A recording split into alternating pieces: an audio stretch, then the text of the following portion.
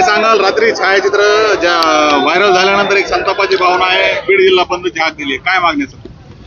ज्या पद्धतीनं मारहाण केली गेली, ती मारहाण करण्याची जी पद्धत आहे, तो जो व्हिडिओ बघितल्यावर लक्षात येईल की त्या व्हिडिओमध्ये जयराम चाटे संतोष अण्णाची पॅन्ट काढतोय, त्यानंतर त्यांच्यासोबत बाकीचे आरोपी वाईट कृत्य करतायत आणि त्यानंतर प्रत्येक गुन्हे हा त्यांच्या तोंडात लघवी करतोय. त्या वाईट पद्धतीने त्यांना मारलेलं आहे आणि ते जीव गेल्याच्या नंतर चहा पाणी मागतायत, तिथं आरोपी एन्जॉय करतायत, मजा घेतायत त्या ठिकाणी. ते व्हिडिओ बघितल्याच्या नंतर लक्षात येईल की किती वाईट पद्धतीने त्या ठिकाणी त्यांना मारण्यात आलेलं आहे. तर त्यांना मारताना ते लोक जे एन्जॉय करतायत, एखाद्या पिक्चर मध्ये सुद्धा व्हिलन अशा पद्धतीने ऍक्टिंग करू शकत नाही, तितका ओव्हर कॉन्फिडन्स ह्या मारणाऱ्या लोकांकडे आहे.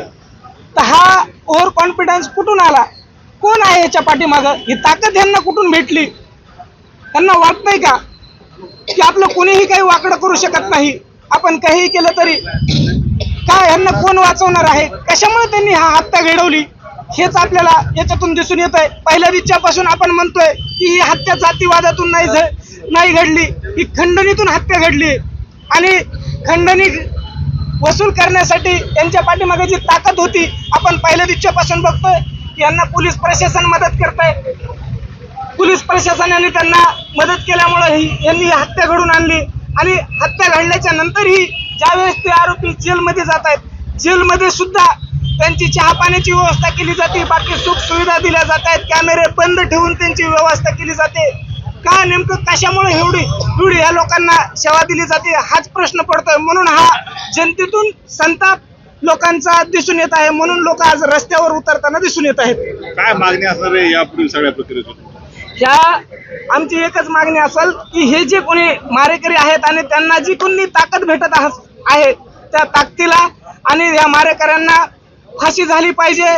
त्यांना आरोपी केलं गेलं पाहिजे. जे कोणी यांना ताकद देत आहेत त्या लोकांना आरोपी केलं पाहिजे आणि जे काही पोलीस प्रशासनातले अधिकारी आहेत, जेलमधले कर्मचारी आहेत, त्यांच्यावरही कारवाई झाली पाहिजे.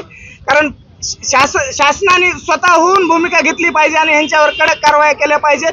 नाहीतर जर प्रत्येक गोष्टीला आम्ही तक्रार करायची आणि त्यानंतर कारवाई व्हायची असं जर केलं तर कायद्याचा धाक कर्मचाऱ्यांना राहणार नाही आणि सर्रास कायदे मोडले जातील. मात्र दुसरीकडे देखील ज्यावेळेस मागणी करणार आहात? आम्ही कोर्टातून मागणी करणार आहोत.